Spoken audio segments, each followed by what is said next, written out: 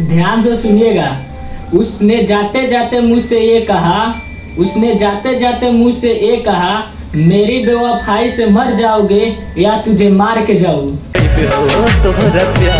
तू नदी ना बीच मझधार रहलू आ लागता तू भुलात बारू कि अभी जेकर बारू ओकरा से पहले तू हमारे रहलू।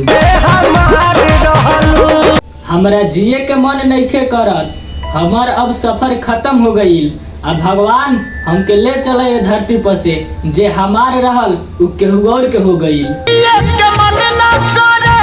हमरा दिल में रहलू तू विश्वास बन के, दे गईलू धोखा खास बन के।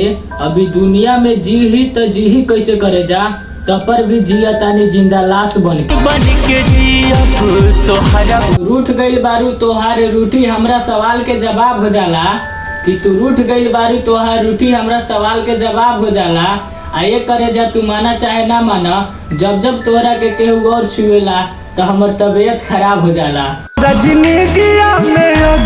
केहू कहता कि तोहार वाली 2-4 दिन से दिखत नहीं थे, केहू कहता कि तोहार वाली 2-4 दिन से दिखत नहीं थे, तो हम उनका के कह देली आजकल के प्यारे ऐसा बाकी साला 2-4 दिन से ज्यादा ही टिकत नहीं थे।